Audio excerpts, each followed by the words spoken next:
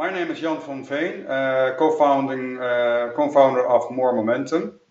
Before we go into the webinar, just let me share a bit of our story and where we are coming from. We are an international consulting and training firm on business innovation and change management. And we work with forward-thinking manufacturing companies who are on a mission to accelerate the transition of manufacturing sector and make manufacturing a more appealing and dynamic sector and the backbone of our service economies. I have been in manufacturing and service for about 20 years, predominantly as a consultant, focusing on business innovation, change, and talent development. I did a research together with 89 manufacturing companies in 2015, 2016, and together with them we identified 4 winning habits for fluid, rapid, and continuous business innovation and change, which is all about having more change from the inside without any resistance, or as minimum as possible. We do write articles quite often on our website, but also in different magazines and websites. I'm working on the next publication, which is expected early next year, which is about how to thrive in a disruptive world. So we share a lot from our research, best practices and new insights. And that is also why I had the pleasure of being recognized as one of the top 20 influential persons in the field service by Field Service News, which is always nice to hear, of course. So enough about that. The key objective of today is to share our research, our framework about the 4 winning habits, to share that with you, and also to see how we can help you to set up a kind of momentum action plan, and we will provide you some worksheets or methodology to do that yourself, where we will come back at the end of our webinar. Now, I do think that we are in a unique position with some great opportunities if you look at manufacturing companies, and even more so when you're responsible for service in manufacturing. The world is changing rapidly. One part of the change is that we see more and more economies moving from agricultural industry, where it's all about manufacturing capital, equipment and products, into more services. So here you see a map with different colors. It's a map of different colors, which is indicating to which extent the economy in that country is still agricultural, or more industrial, or more service. And there you see that in the developed economies, it is all about service.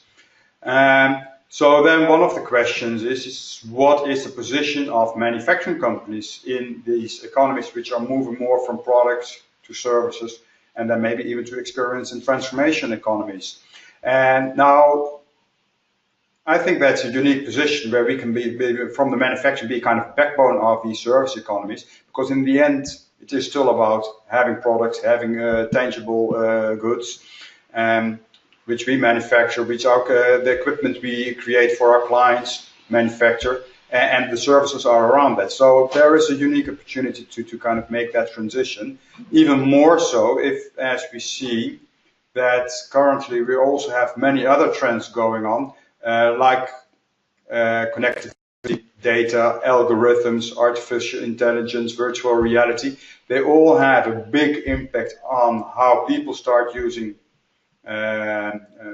equipment, using services, how our clients, which use our equipment and machines, how they operate it and how they maintain it, and therefore also how you as a manufacturer can provide your services and be more relevant for your clients.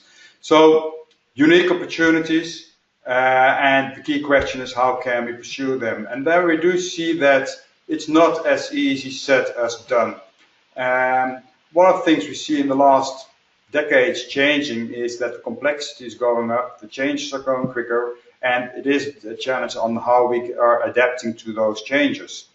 So, for example, what we see is that in the last 15 years, more than half of the larger Fortune 500 companies have disappeared. We don't know them anymore. Whereas in 1955, the average life expectancy for a company was something like 75 years. At this moment, it's only 15 years on average. And we all know the big examples, that's Kodak, Nokia, Motorola, BlackBerry. Maybe you know Tandem a couple of years ago. And also for a longer time ago, all the ground moving equipment and excavators, which are now currently working with hydraulics. At the time before hydraulics were really that mature, it was all cable driven equipment. But not a single manufacturer at the time which was making these excavators which were cable driven survived that transition when it became hydraulics driven. So that were all new companies coming into the market. And this is part of the challenge of how can we adapt, drive a change, and actually thrive from the change going on. That's the name of the game. Now, if we go a little bit deeper, the key problem that we see actually with many companies who are in the game of adapting, changing, innovating, is that in essence, they are encountering three key problems. You can bring it back to these three key problems, is that they experience that change goes slow. If it's big change or small change, it's slow. Always a reason that there is resistance. So a lot of energy going into resistance and also a lot of energy going into the fighting or overcoming the resistance. Then we also see that if there is any change and innovation, it's predominantly about incrementally improving the status quo, improving the product performance of our products, reliability, the efficiency, or looking at our own processes, incrementally making it more efficient, more reliable, incrementally improving the way we sell and seeing if we can drive some more growth from it. And now that's all good, but that will not really bring you to the future success in this rapidly changing world. And then we also noticed that in different levels of the organization, whether it's a CEO, the VP of service, or a supervisor, or another expert in the field, that there are quite a few who see the opportunities, they see the threats, they see the lack of progress in their own organization to adapt to it. And that's a kind of frustrating feeling. Now, quite exemplary is a typical situation we have seen quite often, and in this particular case, it's a manufacturing company in heavy capital equipment, which is trying to grow its service business, as they have seen that capital investments of their clients are going down. It's a kind of downtime period at the moment still going on. So service was part of the story to overcome that.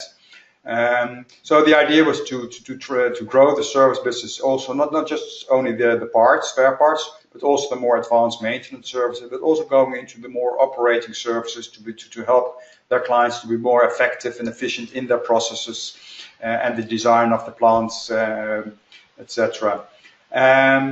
Now, that didn't really work out as they had planned. So what really happened is that all the different departments and people actually were pointing fingers to each other. Market units were frustrated that the business units did not really develop the right propositions. Market units were being blamed of not really selling the new service offerings. So too many people were not really predominantly considering their own performance as being fairly well, without really showing much concern of the bigger picture of the declining performance, and actually not being really aware what was really the changing needs of the clients. So it was all kind of siloed behavior, very close to their own task, and not too much open to change together, which is for part coming from a kind of conflict of interest, that they were being pushed into performing as a department and therefore feeling difficulties to collaborate and to drive change together with other departments. Now, the interesting thing here, by the way, is that one of the persons who kind of felt the lack of influence on this was not the service director or the VP of service here. It was also the CEO. It was the board's idea to develop service. The CEO, the CFO, and the presidents of the different business units.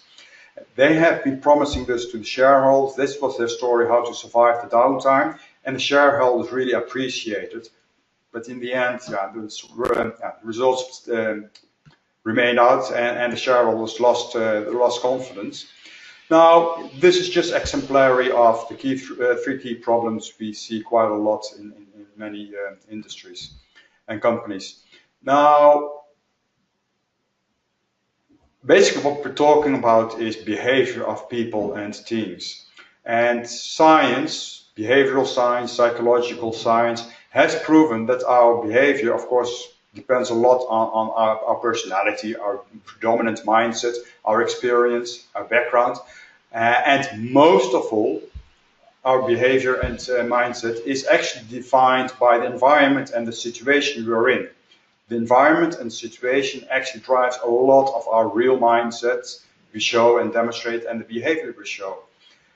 So, a little bit of psychology. Here you see a nice picture of our brain, of your brain, of everybody's brain. And there we see that the neocortex, which is all about the rational thinking and logic, that is the key brain we need to be creative, to think, come up with new ideas, to be open, to collaborate, and this is a big part of our brain. Now we also have another brain, and that is a small reptilian brain, which we already had before we actually became human beings. But we still have it, and that part of the brain is all about survival. So flight, fight, or freeze. And this is all unconscious. It's automatic. It's very reactive. It is very quick. And as soon as that kicks in, it is really dominant above other parts of our brains. Which actually means as soon as the reptilian brain is active in survival mode, that it kind of disengages the neocortex to be open, creative, and flexible. And the other point is that this reptilian brain is very easily triggered as soon as there's a little bit too much threat around you. Now, this reptilian brain, of course, makes perfect sense in let's say, our ancient environment where we had predators around us which were kind of threatening our survival. And then it doesn't make sense to have a very slow neocortex kind of recognizing that this animal has 4 legs, is brown, is quite big, has sharp teeth, and that maybe it would be an idea to fly. That's too slow and you're already dead. So you need a kind of automatic, unconscious, very quick brain which immediately starts flighting as soon as you see a lion. But in our situations, in economics, in business, it quite often can be counterproductive. And that's also why we've learned from our parents to count to 10 before you react. Take a deep breath. And that's also why we quite often recognize that we actually responded wrongly to somebody who kind of put us under pressure or kind of threatens us, and that we kind of regret what we did once we come to think about it. So this is just human being, that this is how our brains work. And this is also the point that actually our old common ways how we manage and organize and how we govern our companies and our teams, they have the tendency to trigger the reptilian brain and therefore create too many obstacles for businesses and teams to innovate and people to drive change collectively. So some often the mistakes we see in many companies and also in manufacturing companies is that we tend to paralyze by control. Our planning and control mechanisms, they paralyze our organizations and our people. They punish the performance of the past instead of looking forward. We tend to dismiss actually a huge potential of smart people in our organization by a top-down decision making, where top-down we have our decisions, strategies, targets, and instructions of how things need to be done. That whenever somebody has an idea somewhere in the organization, that you first have to get approval from higher management and get buy-in, and that all ideas are actually decided upon quite centrally, and that we tend to be kind of blindfolded and inside-out navel gazing. Because we don't have time to rethink and what's really going on in the outside world and how that will impact our performance and our success in the future. So the solution is not about more strategy planning, more business cases, more targets or incentives or more control mechanisms or more communication from the top about the need of change. It's about something else. And that's what we have discovered as the momentum, and the four-winning habits. So I would like to elaborate on them right now. So first of all, what we have seen from the more successful companies and successful in terms of rapidly changing, adapting, thriving from the change in the outside world, and therefore also more successful. What we notice as a key difference there is three different perspectives within the entire organization, being a guiding principle behind decisions, actions, communications, and attitude, is that people drive change. That is a firm conviction that we do believe that people drive change, if there's a good reason and not too many obstacles. And that's quite contrary to what we hear often, is that people resist change. So this is already a major difference. Then another perspective, what we notice a lot in more successful and dynamic companies, is that they are focused on the idea of that capabilities actually drive the performance. Organizational capabilities. It's all about working smarter instead of harder and faster. So it's not about putting pressure on people to work harder and faster with more incentives and targets, but whenever something doesn't really go as intended, try to solve it from the root cause and therefore develop the organizational capabilities and therefore the performance. And finally, a clear conviction and perception, that perspective that for future success, business will change, you will do different things beyond business as usual. So the organization is constantly open for new ideas, new ways of doing things, instead of falling back to, hey, but this is not how we do it, and it has been always working fine as we used to do it. You don't hear those kind of objections, because we believe that future success is beyond what we do now. So these are some three key perspectives which we see are quite different with many organizations, dynamic organizations. And then more into practice, we see different habits in these organizations. Very briefly, and then we will go into more detail slightly afterwards, is first of all, they have a very clear and compelling direction, which is not only rational sound, but also touches hearts and makes people passionate about what they're doing in the organization. And the other thing is that they have an ongoing and forward-looking dialogue across all different levels in the organization and all different functions or departments or silos in the organization. And that way are quicker able to adapt, to decide the right things and to move forward. Then thirdly, decision-making is more delegated to lower levels in the organization, is more distributed, there where the action is, there where the information is. It's a combination of top-down decision-making and strategy and bottom-up. So more bottom-up than traditionally. And then fourthly is discovery, continuously looking at the outside world by more people than just your strategy department or your market intelligence team, and that everybody has a clear sense, an idea of what's going on in technology, in competition, in changing the expectations and needs of your clients, from other entrants, substitutes who potentially can become competitors, potentially new markets or new clients, more aware of it and therefore coming up with the right initiatives, and also better understanding decisions and other initiatives. In a nutshell, so let's do a little bit more deep dive, is the direction. In essence, three things. It's about having a meaningful mission which makes people proud and eager and passionate about what you're doing in your organization, have this common team sense, but also getting there from that a direction of what we are trying to achieve and what kind of initiatives are needed. So as an example, a well-known company with a very strong and meaningful mission is Tesla, which is all about accelerating the world's transition to sustainable transport.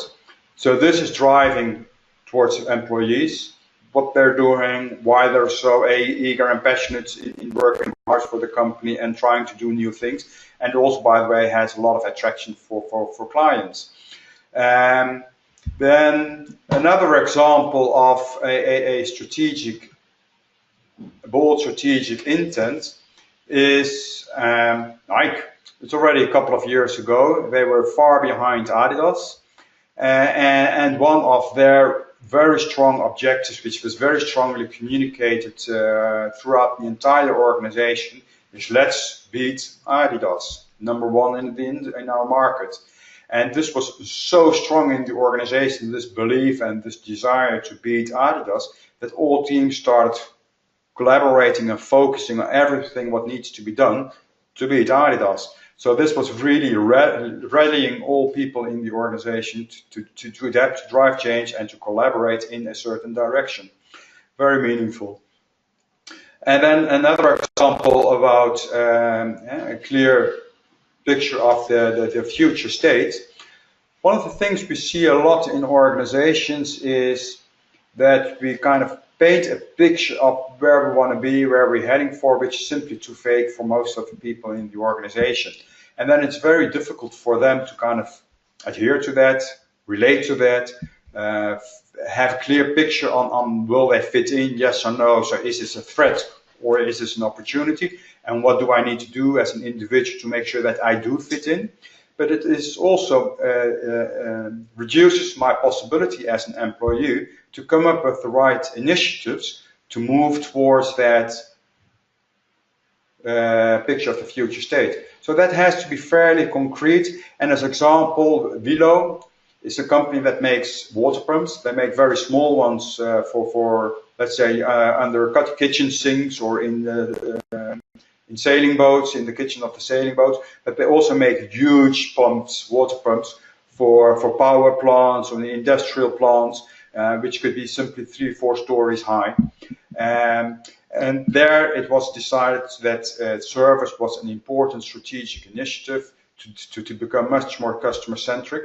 And now that was all very clear, but then they had to paint a picture of what is a good service department and a service function for clients and for Vilo. So here we had a team of let's say competence center on service in Dortmund, and they have been describing a clear picture of what are things we need to have in place for a solid, sound and strong service business.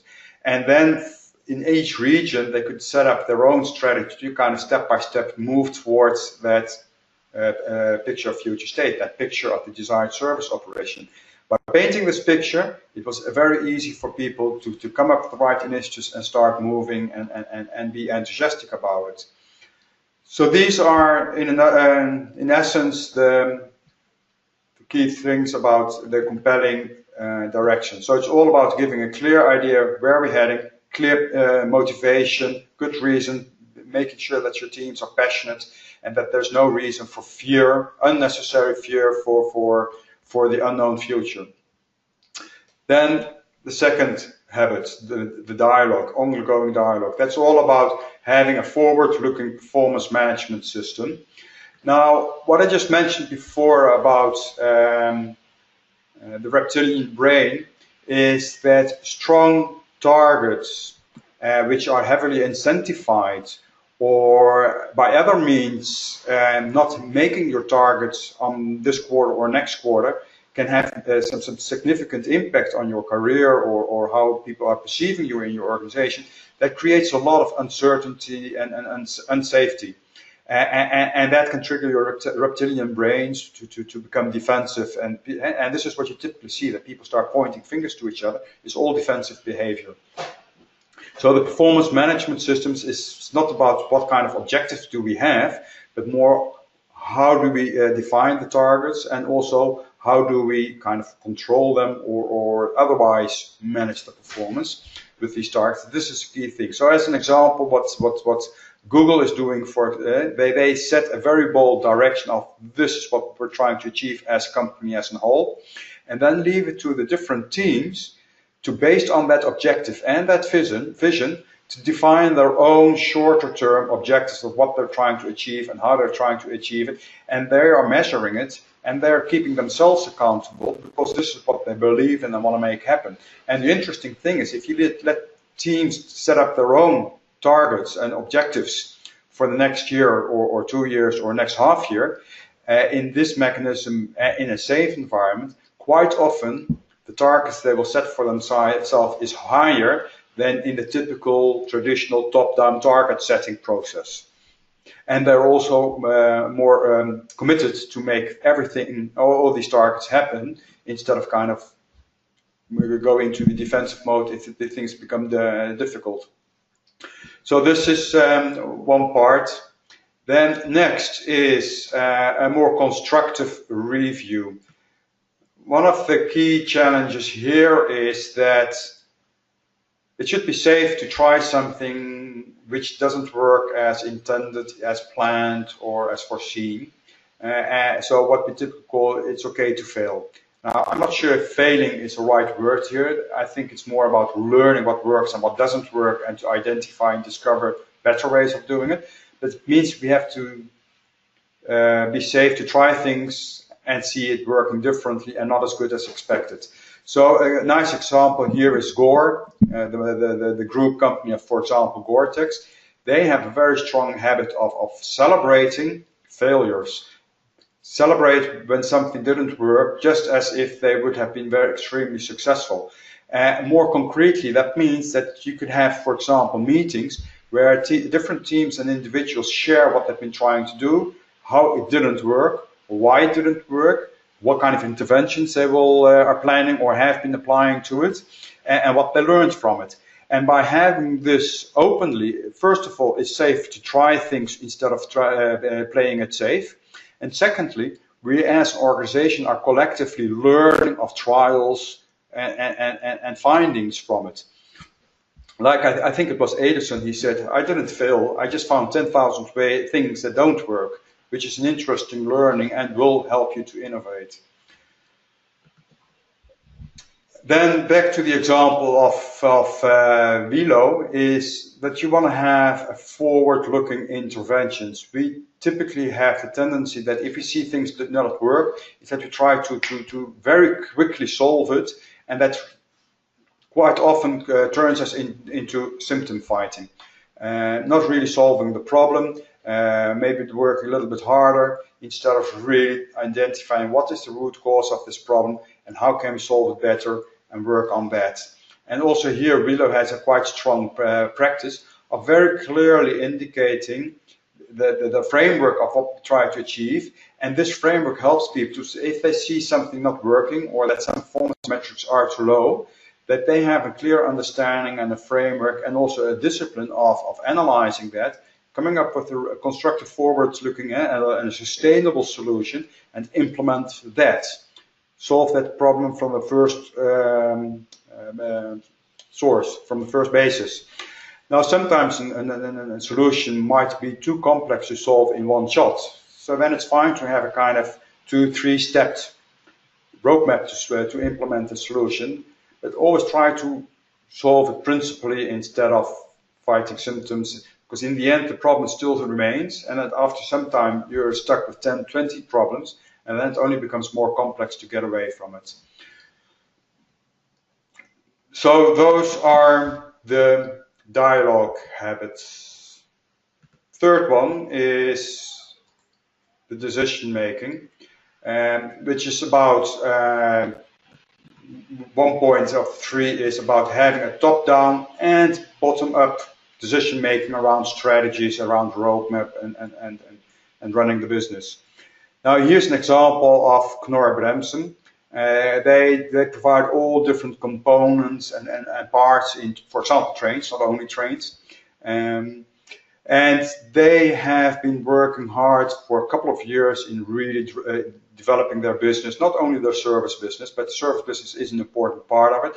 And what they have set is a very clear high-level strategy from the top, from the corporate, indicating a kind of roadmap of 7 years so what is the first phase of 2 years, second phase of 2 years, what are the key focus areas are in those periods, and then leaving it up to the different business units, different teams and departments to come up with their own strategy, how they are going to move ahead to make this overall strategy happen in the set roadmap.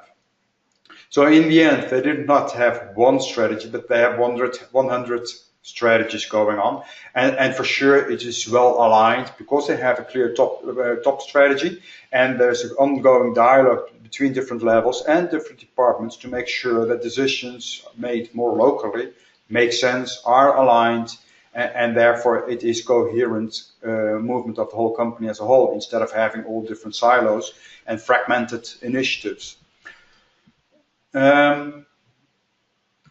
Then I think Mars Drinks is a very interesting example of having decision making even to the level of engineers, field service engineers, taking initiatives and decisions of how to become a brand ambassador.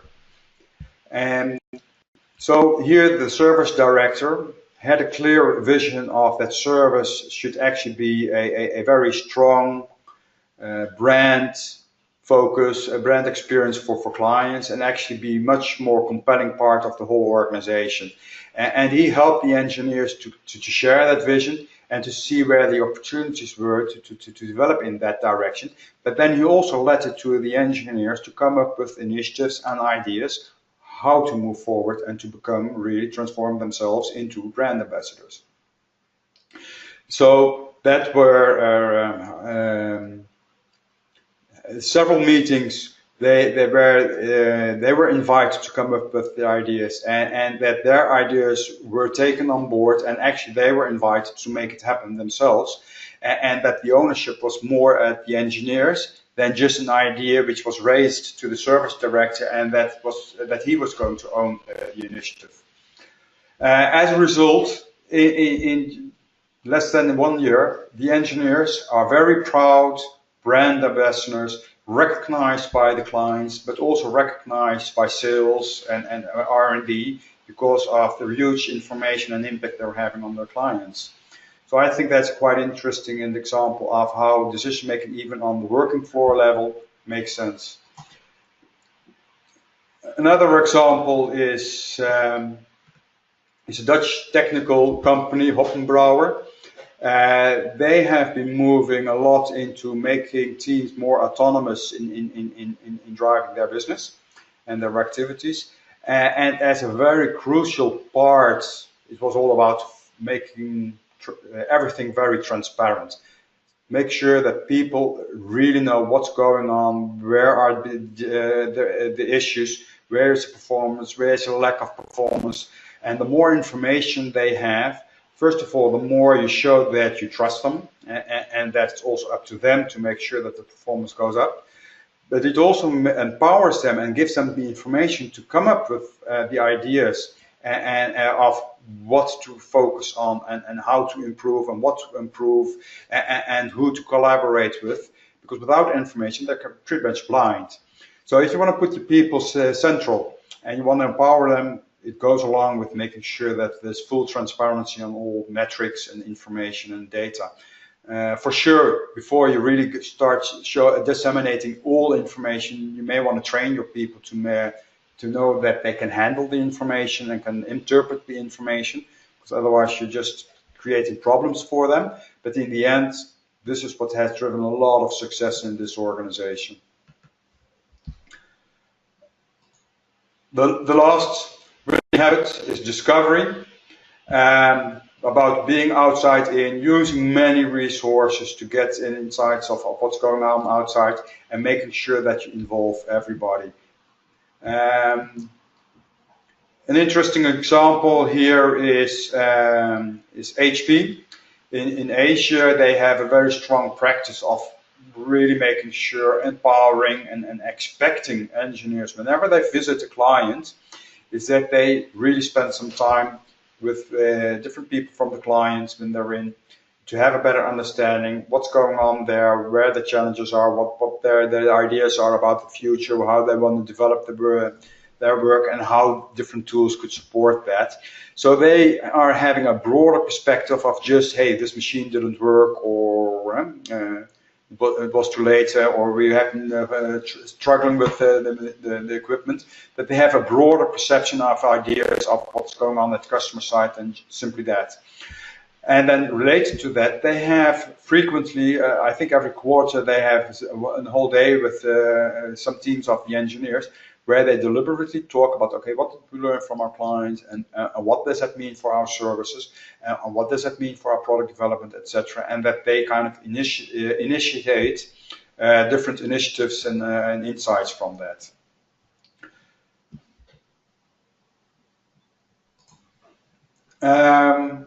Another well-known example, of course, is Google, about how they have been innovating.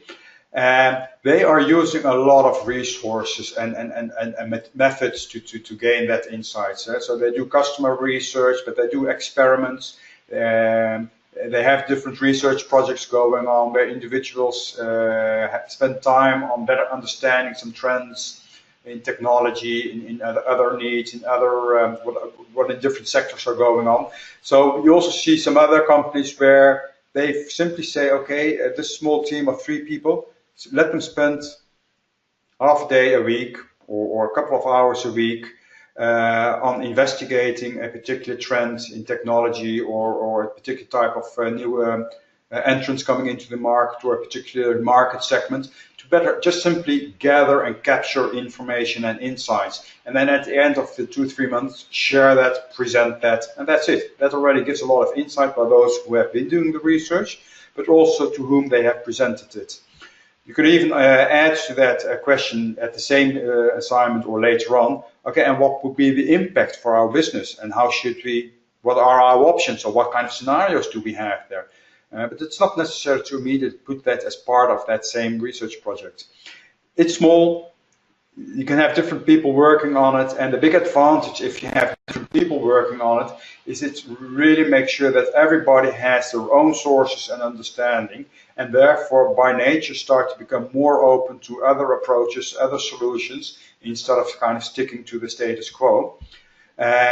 And that also those who have not done the research, if they've seen the different sources of the research, it's much easier to accept it and to follow through.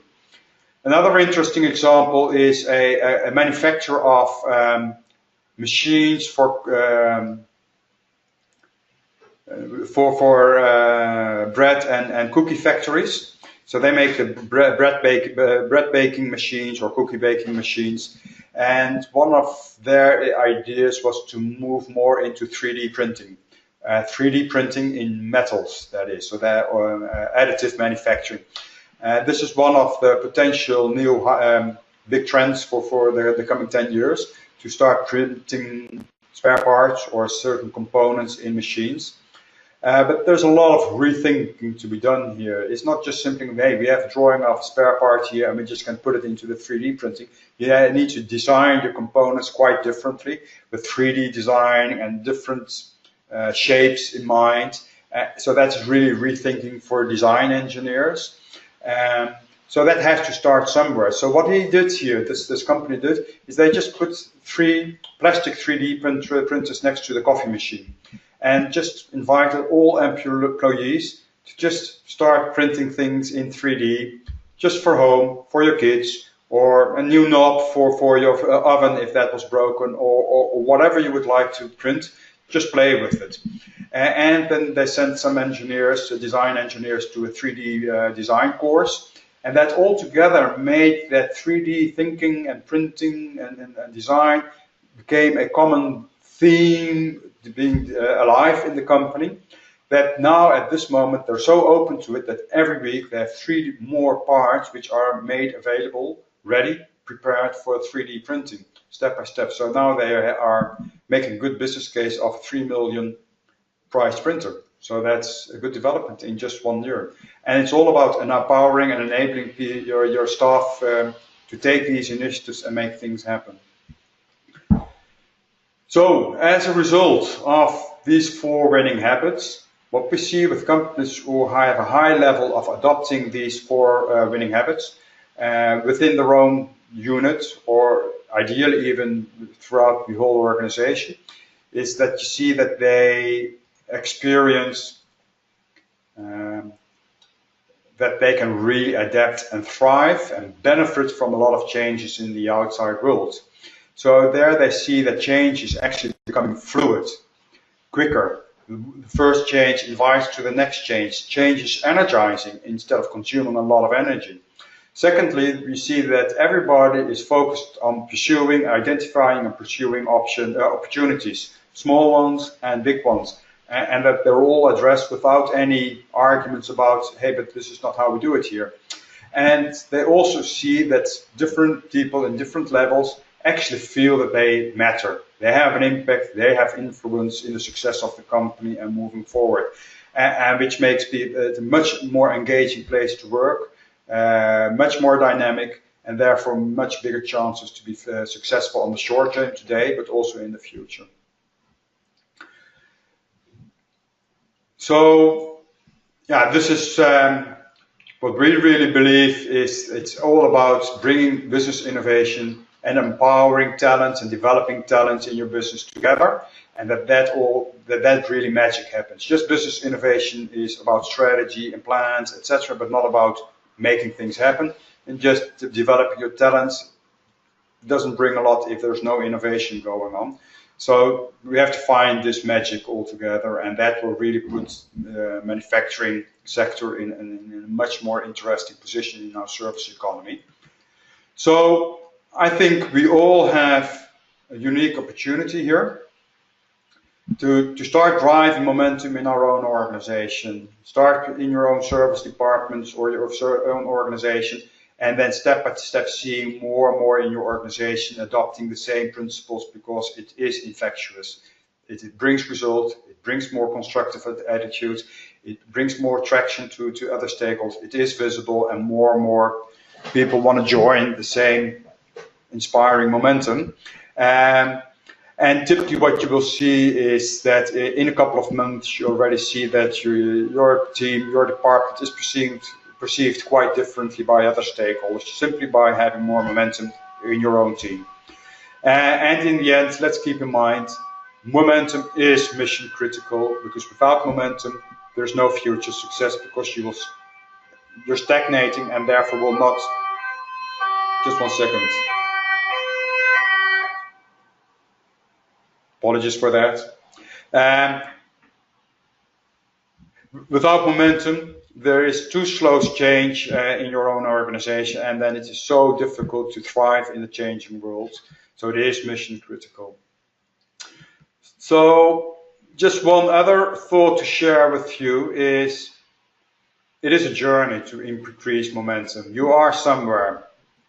So most of the companies we had in our research were somewhere in this level of momentum. So up to, let's say, a score of a half in a scale from 0 to 1. And the most successful companies had a high score, close to 100%. But this is just a snapshot. This is the current situation, and it's all about now looking ahead and moving forward.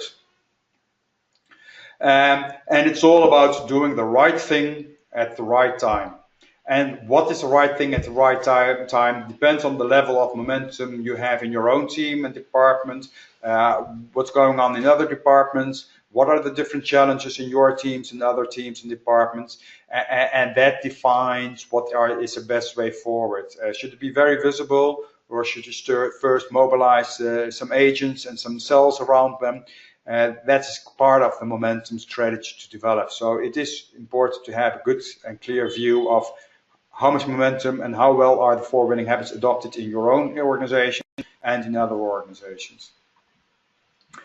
And we would like to help you and provide you some very practical help for that by means of some worksheets. Now, I'm not quite sure if you already got that from your colleagues, but we will send you a link to download these, or we'll send you the attachments after the webinar with the worksheets.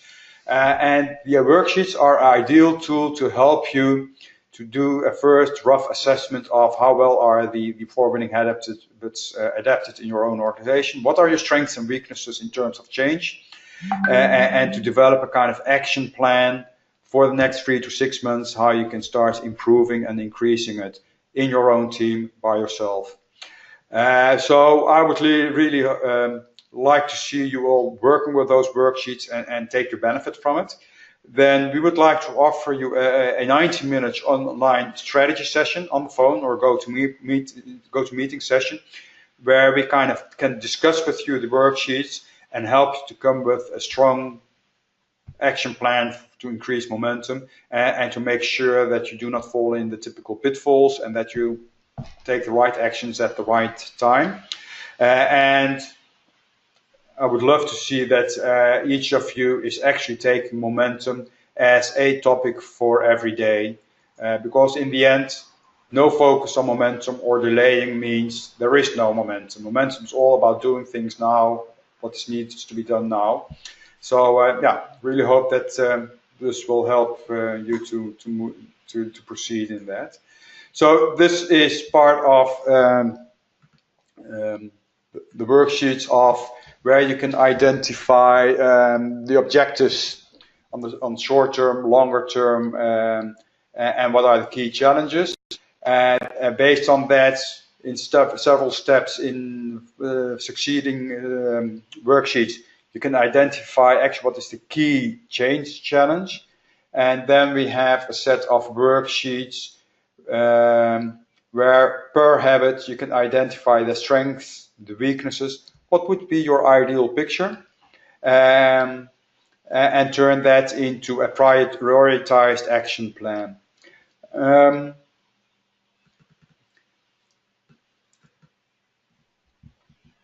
And this prioritized action plan goes in several steps. First, based on the qualitative assessments on the first worksheet, roughly give a score for each habit on a scale from 0 to 1. Map the different initiatives you mentioned in the previous worksheets. Map them here in the priority as how much value would it give and what is the complexity. And then focus on the initiatives mentioned here in the red box and try to put them in the timeline. Now, the objective of these worksheets is to make it a kind of pragmatic way to facilitate discussions and first of all thoughts in your own mind, but also discussions within your teams and with other stakeholders, because quite often a challenge is we know a lot, we've heard a lot, we have a lot of inspirations, but a difficult thing is to bring things into practice, on a daily practice. The typical the knowing doing gap. And by just learning more, we increase the gap, and we need to make sure that we start doing more to close the gap. And that is something we try to facilitate with these kind of worksheets. If you think it's about top management support, top-down target setting, more and more communication of strategies and getting more traction for your particular project, the typical change management approach, then I think we have missed the point. It is actually all about making sure that we have a fit and strong organization which can drive continuous change at a high pace by preventing resistance from existing, instead of fighting and overcoming resistance, and making sure that everybody has ownership to make things happen, and that change actually becomes energizing instead of consuming energy.